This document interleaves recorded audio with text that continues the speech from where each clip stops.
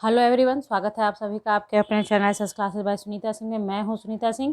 आज हम लोग जनरल कंपटीशन का टॉपिक रेडियो सक्रियता पढ़ेंगे, जिसका 3 वीडियो मैंने पहले डाल रखा है, जिसमें जो स्टार्टिंग से मिड तक पहुंच गया था थ्योरी हम लोगों का।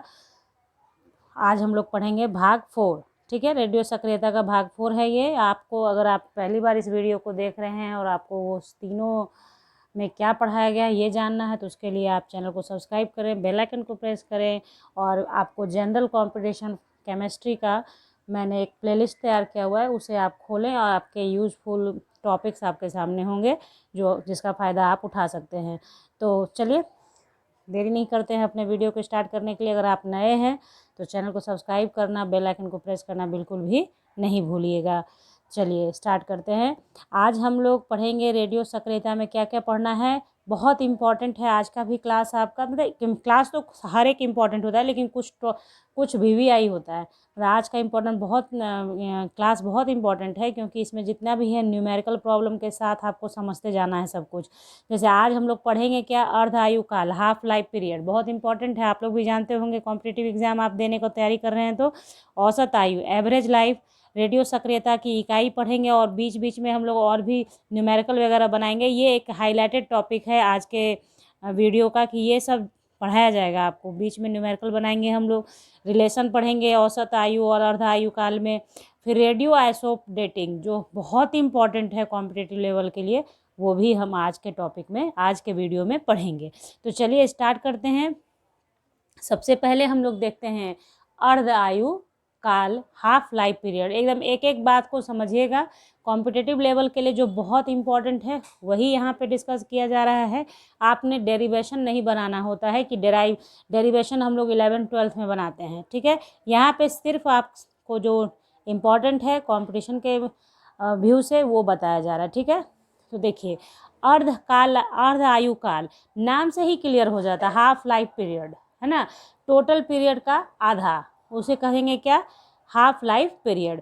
किसी रेडियो एक्टिव तत्व के द्रव्यमान की आधी मात्रा के विघटित होने में जितना समय लगता है, यानी जितना द्रव्यमान है उसका आधा, यानी मान लीजिए 10 है, 10 से 5 होने में जितना समय लग जाता है, उसे उसका अर्ध आयु काल कहा जाता है।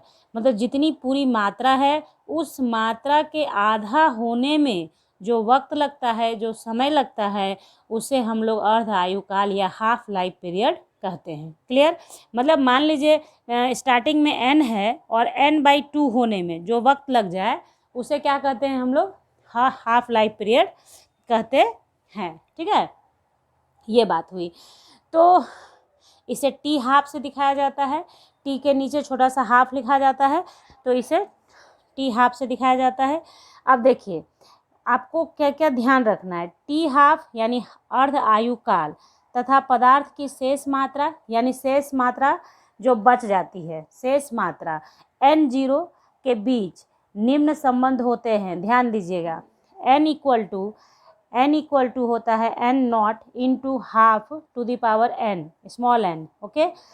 और t इक्वल टू होता है t हाफ इंटू n। तो ये रिलेशन आपको ध्यान रखना है। ये रिलेशन डेराइव करके आता है, तो डेरिवेशन आपको नहीं पढ़ना है, डेराइव नहीं करना है आपको, ये आपको ध्यान रखना है। ठीक है, अब देखिए यहाँ पे इसका मतलब क्या क्या है।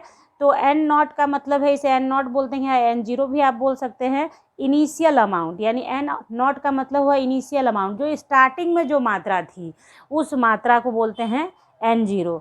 n का मतलब जो रेस्ट अमाउंट बच गया है ना।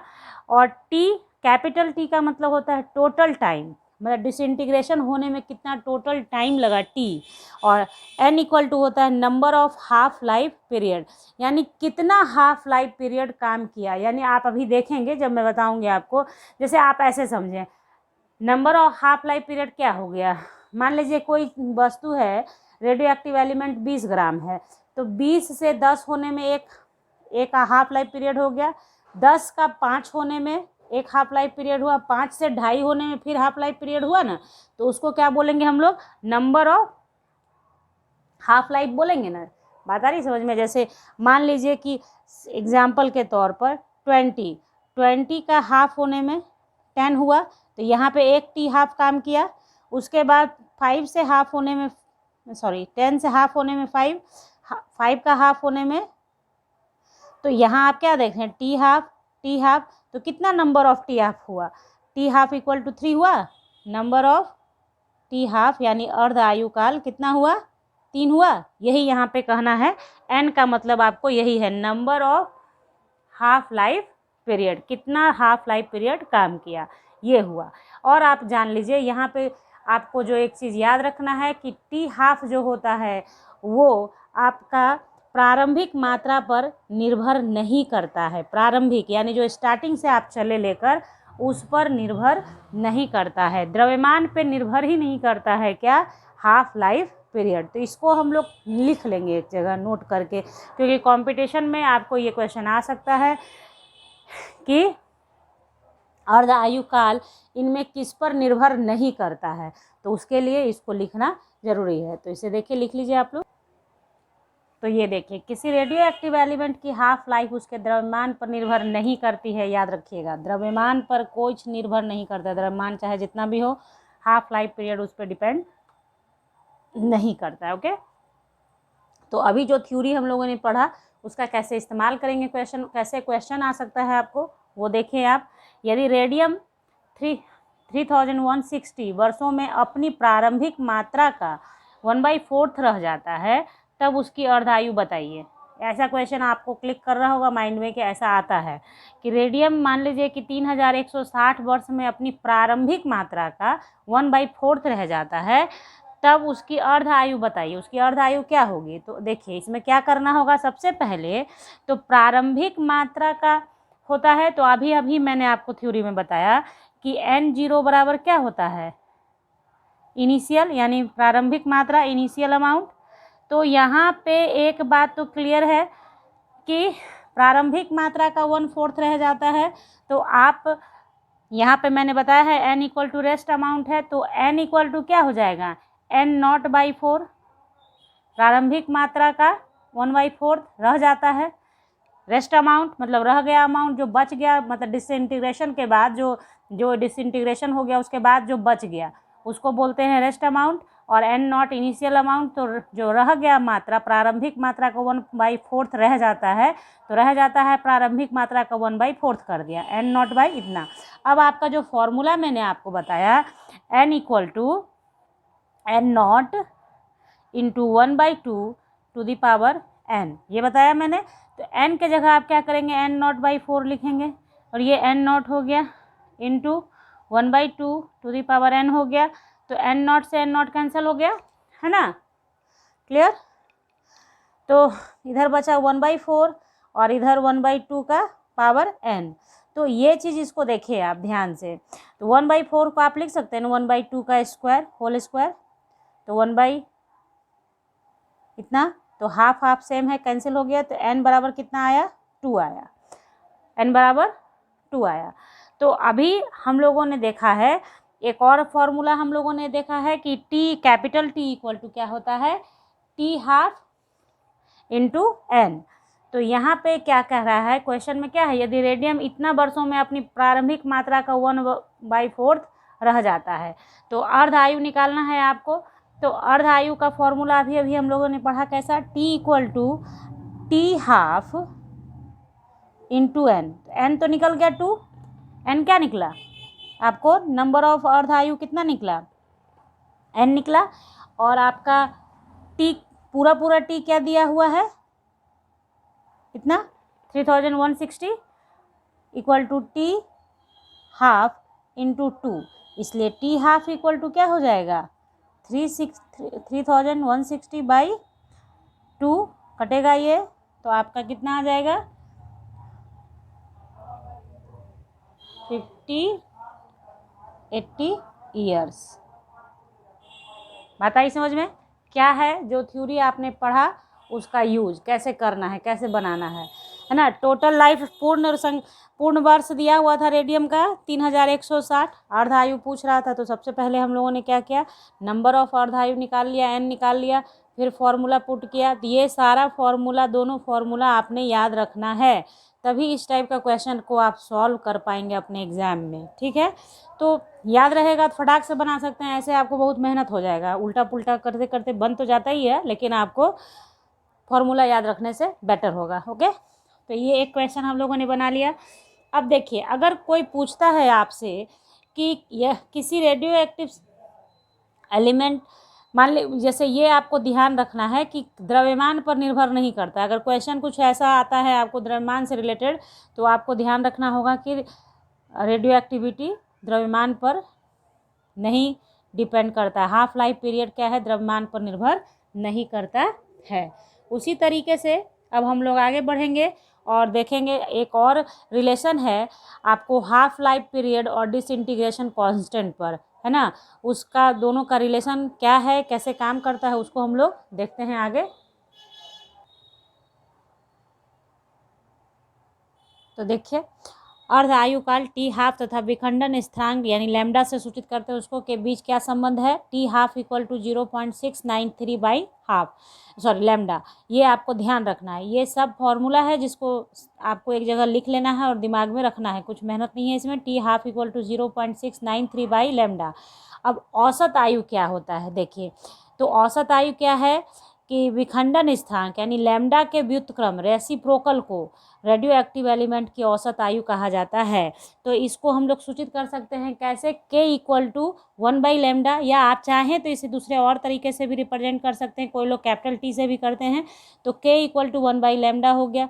तो यहाँ पे देखिए k इक्वल्स टू 1/λ है, तो लैम्डा के जगह पे क्या लिख सकते हैं, यहाँ से लैम्डा अगर बाहर आएगा तो क्या हो जाएगा, 0.693 बाई टी हाफ हो जाएगा ना, इस पहले वाले से। तो उसी चीज़ को यहाँ पे लिखा गया, तो टी हाफ ऊपर चला गया 0.693। जब इसको सॉल्व किया जाएगा तो k equal to 1.44 into T half अर्धायु काल, यानी औसत आयु बराबर कितना होता है, 1.44 इंटू अर्धायु काल। औसत आयु अगर निकालना हो और अर्ध आयु दिया है तो आप क्या कर सकते हैं, अर्ध आयु में 1.44 से मल्टीप्लाई करेंगे तो औसत आयु निकल जाएगा। तो ये जो आप एक्सप्रेशन देख रहे हैं जिसमें औसत आयु भी है अर्ध आयु भी है, ये तो इसको क्या बोलते हैं हम लोग, रिलेशन बिटवीन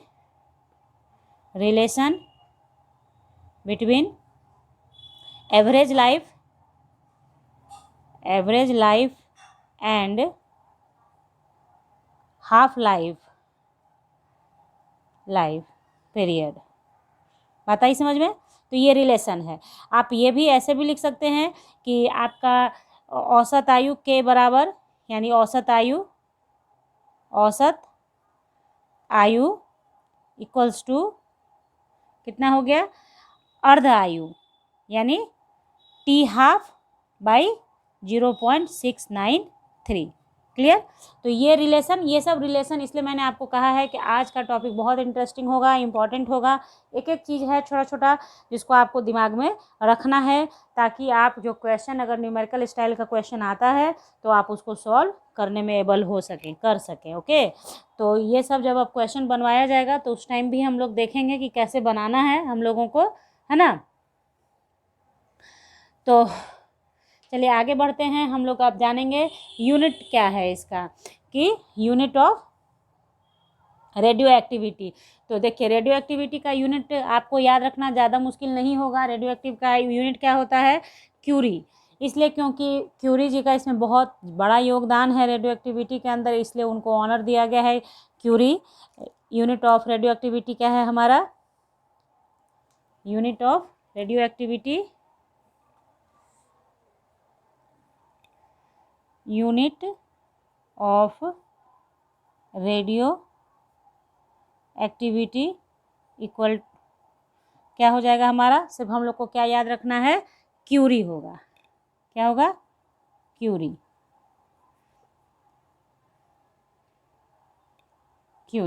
तो यहाँ पे देखिए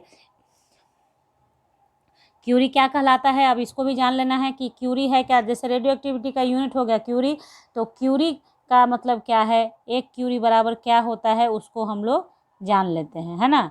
तो देखिए इसको लिखते हैं हम लोग।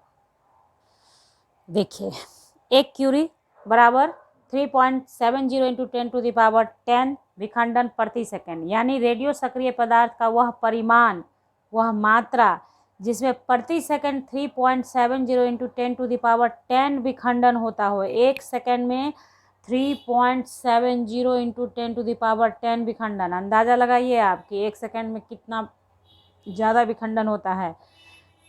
तो उसे हम लोग 1 क्यूरी के बराबर मानते हैं। तो सिर्फ आप ध्यान क्या रखिएगा, इस चीज़ को ध्यान रखिए, 1 क्यूरी बराबर क्या होता है, यूनिट अगर है, विखंडन का यूनिट क्यूरी है, और 1 क्यूरी बराबर 3.70 10⁻10 विखंडन प्रति सेकंड। 1 सेकंड में इतना विखंडन हो जाएगा। तो ये हो गया यूनिट ऑफ रेडियो एक्टिविटी। अब लास्ट है हम लोगों को जाना रेडियो आइसोटोप डेटिंग। तो देखिए, रेडियो आइसोटोप डेटिंग क्या होता है, ये हम लोगों ने 10th क्लास में भी पढ़ा हुआ है, उसमें कुछ भी चेंज नहीं होता है। रेडियो आइसोटोप डेटिंग का मतलब होता है कि किसी भी वैसे सामान का, किसी भी वैसे सब्सटेंस का, मान लीजिए जैसे जनरली रेडियो आइसोटोप डेटिंग जो यूज़ किया जाता है, वो जो बहुत पुराने अवशेष मिलते हैं वो कब के हैं, ये जैसे आप लोग को बता दिया जाता है पृथ्वी इतने साल पुरानी है, या फिर कहीं पे जैसे आप लोग हिस्ट्री में पढ़ते हैं ना कि यहाँ खुदाई से ये मिला, ये इतना 1000 साल पुराना होने का संभावना है। तो वो आखिर कैसे पता चला, उतने 1000 साल पुराने बैक में जाके लोगों ने देखा तो है नहीं, वो कैसे पता चलता है, यही रेडियो आइसोटोप डेटिंग जो है इसके माध्यम से पता लगाया जाता है। मतलब उस वस्तु में ये देखा जाता है कौन सा रेडियो सक्रिय तत्व है, उस रेडियो सक्रिय तत्व के अर्ध आयु के हिसाब से पता लगाया जाता है कि उसका आयु कितना होगा, यानी जो बचा हुआ मात्रा रहता है क्षय होने के बाद, तो ये देखा जाता है कि इतने समय में इतने का क्षय हो जाएगा, तो जितना बच रहा है तो शुरुआत में जो रहा होगा उससे इतना बचा, तो यानी कितना लंबा टाइम हुआ इतने क्षय होने में, उसका पता लगा लिया जाता है। और वही बोला जाता है कि इस वस्तु की ये जो स्केलेटन मिला है, ये जो पत्थर मिला है, ये जो भी अवशेष मिला है, उसका आयु क्या हो सकता है। तो this is called isotope dating, radio isotope dating. तो अब सब जगह सब जैसा होता है, जैसे ज़्यादातर, जैसे हम लोगों ने 10th क्लास में क्या पढ़ा हुआ है, कार्बन रेडियो आइसोटोप डेटिंग, यानी जिसमें C12 C14 रेडियो आइसोटोप होता है, C12 भी होता है और C14 भी होता है। तो C14 क्या है, रेडियो आइसोटोप ऑफ कार्बन है, तो वो जिसमें प्रेजेंट है तो उसके क्षय को देखा जाता है कि कितना क्षय हो गया। कार्बन, जैसे जब कोई भी चीज़ मृत होता है, पहले ये जान लीजिए कि कोई भी चीज़ जब तक जीवित है तब तक तो उसमें प्रोडक्शन होता रहता है हर चीज़ का, इसलिए क्षय नहीं दिखता है। लेकिन जैसे ही मृत हो जाता है कोई भी, चाहे जो भी चीज़ है, मनुष्य हो, पेड़ पौधा हो, जो भी है, वो जब मृत अवस्था में जाता है तब उसके अंदर से रेडियो आइसोटोप मटेरियल का विखंडन, क्षय होना स्टार्ट हो जाता है, वो क्षय होने लगता है। तो क्षय जब होता जाता है तो उसका रेडियो आइसोटोप C14 का अर्ध आयु है कि इतने समय में इतने का क्षय होना है। तो आपके स्केलेटन से ये पता लगाया जाता है कि उसमें कार्बन 14 कितना प्रेजेंट है। समझ में आ रही बात, कार्बन 14 जितना प्रेजेंट है तो उससे देखा जाता है कि कार्बन 14 के हाफ लाइफ में इतना वक्त लगता है, इतना, फिर इतना बचने में कितना वक्त लगा होगा, तो उसी समय को निकाल कर आपको बता दिया जाता है कि इतना पुराना स्केलेटन मिला है। तो ये तरीका है। लेकिन और ये सब भी जानते चले जाइए आप, साथ में थ्योरी है, ये सब दिमाग में आपको रखना चाहिए कि कोई भी चीज़ का क्षय तब होता है जब वो मृत हो जाए, पहली बात। दूसरी बात, रेट ऑफ डिसइंटीग्रेशन जो शुरुआत में होता है, जैसे ही मृत हुआ कोई चीज़ तो डिसइंटीग्रेशन तेज़ी से होता है, और उसके बाद धीरे धीरे जैसे जैसे मान लीजिए मात्रा घटती जाती है तो डिसइंटीग्रेशन पावर भी घटता चला जाता है, वो भी धीरे धीरे घटता है। बात आ रही समझ में आपके। तो यहाँ पे ये थ्योरी मैंने आपको बता दिया कि रेडियो आइसोटोप डेटिंग होता क्या है, क्यों इतना अर्ध आयु काल और औसत आयु काल पढ़ाने के बाद रेडियो आइसोटोप डेटिंग आपको बताया जा रहा है कि अर्ध आयु पता लगा लिया जाता है, उसके बाद जितना मात्रा बच गया, जो प्रारंभिक रहा होगा, मान लिया प्रारंभिक में 100 था, है ना, प्रारंभिक में 100 था, तो अगर अर्ध, मान लीजिए आधा 50 होने में 5 साल लगता है, सब इसको आप सपोज कीजिए कि मान लिया कि हम लोगों को शुरुआती दौर में 100 है, और 100 का 50 होने में, 100 अर्ध आयु होने में, 50 होने में मान लेते हैं कि 5 ईयर्स लगता है। तो अब अगर 25 बचा है, 25 ग्राम कुछ सामान बचा है जो हम लोग रिसर्च कर रहे हैं, तो 25 अगर बचा है तो आप क्या कहेंगे कि 5 साल में आधा हुआ, तो अगले 5 साल में फिर आधा हो जाएगा। तो यानी कि उस सामान का मरे हुए कितना वक्त हो चुका है, 10 साल हो चुका है। बोलेंगे ना ऐसे 5 ईयर्स, 5 5 10 पूरा ऐड करके। तो इसी तरीके से पता लगाया जाता है। अब देखिए, तो यहाँ पे क्या है, radio isotope dating, carbon radio isotope dating भी होता है, यूरेनियम द्वारा भी पता लगाया जाता है, तो उसको यूरेनियम डेटिंग प्रोसेस कहते हैं। पोटेशियम से पता लगाया जाता है तो पोटेशियम डेटिंग प्रोसेस होता है। यानी कि जिसमें जिस चीज़ की मात्रा, मतलब जो रेडियो एक्टिव एलिमेंट पाया जाता है उसके विखंडन के हिसाब से पता लगाया जाता है। तो हाँ, याद आपको रखना पड़ेगा कि किसका कैसे पता, यानी पत्थर का लगाने के लिए किसका यूज़ करते हैं, स्केलेटन के लिए किसका करते हैं, तो ये सब हम लोगों को जानना होता है। तो वो जान लेते हैं, हम लोग लिख लेते हैं और उसको ध्यान में रखेंगे, ठीक है। तो देखिए यहाँ पे क्या है, आपको रेडियो सक्रिय समस्थानिक की मात्रा के आधार पर अवशेषों के आयु का निर्धारण करना रेडियो आइसोटोप डेटिंग कहलाता है, ठीक है। तो ये आप ध्यान में रखेंगे। उसके बाद सबसे इम्पॉर्टेंट जो कॉम्पिटिटिव एग्ज़ाम के लिए इम्पॉर्टेंट है वो देखिए क्या है। सबसे पहले निर्जीव वस्तुओं जैसे पृथ्वी, पुरानी चट्टान आदि का आयु निर्धारण यूरेनियम डेटिंग द्वारा किया जाता है। यूरेनियम आइसोटोप्स के मात्रा का पता लगाकर किया जाता है। ये सब क्वेश्चन आता है, आप लोग देखेंगे एमसीक्यू बनाने के वक्त। उसके बाद नेक्स्ट है कि अधिक पुरानी चट्टान हो, यदि चट्टान बहुत ज़्यादा पुराना हो गया है जिसको यूरेनियम डेटिंग से नहीं पता लगाया जा सकता है, तो उसके लिए क्या होता है, पोटेशियम ऑर्गन डेटिंग विधि का भी यूज़ किया जाता है। और सबसे अच्छा देखिए, यहाँ ये सब चीज़ एकदम ध्यान में रखिए। यूरेनियम का प्रयोग किया जाता है तो उसे क्या बोलते हैं, डेटिंग ऑफ यूरेनियम कहा जाता है। पोटेशियम आर्गन डेटिंग भी होता है, जो बहुत पुरानी चट्टान, जैसे ऑब्जेक्टिव क्वेश्चन देगा कि बहुत पुरानी चट्टानों के लिए यूज़ किया जाता है किस डेटिंग प्रोसेस का, तो उसमें यूरेनियम डेटिंग भी रहेगा, उसमें पोटेशियम आर्गन डेटिंग भी रहेगा, उसमें कार्बन आइसोटोप डेटिंग भी रहेगा। तो उसमें आपको ध्यान रखना है कि अगर अधिक पुरानी चट्टान है तो उसके लिए कौन सा ऑप्शन जाएगा, पोटेशियम ऑर्गन डेटिंग, ओके। और सबसे लास्ट में मृत पेड़ पौधों और जानवरों, जो मैंने अभी थोड़ी देर पहले आपसे चर्चा करी है, मृत पेड़ पौधा और जानवर के आयु का निर्धारण कार्बन डेटिंग विधि द्वारा किया जाता है। कार्बन आइसोटोप्स का मात्रा देखकर किया जाता है तो उसे कार्बन डेटिंग प्रोसेस कहते हैं। तो इस तरीके से आज के वीडियो में हम लोगों ने मतलब हाफ लाइफ, औसत लाइफ, उनके बीच क्या रिलेशन है, फिर आपका रेडियो एक्टिव विखंडन क्या है, ये सारी बातें जानी। क्यूरी क्या है, एक क्यूरी बराबर क्या होता है, आइसोटोप डेटिंग क्या होता है, ये सारी बातें हम लोगों ने जान ली। अगर आपके समझ में कुछ नहीं आया हो तो कमेंट बॉक्स में ज़रूर लिखें कि ये बात समझ में नहीं आई है, फिर से समझाइए। तो अगले वीडियो में उस बात को समझाने के बाद आगे का वीडियो स्टार्ट किया जाएगा। और अगर समझ में आ गया है तो लाइक बटन को हिट कर दीजिएगा।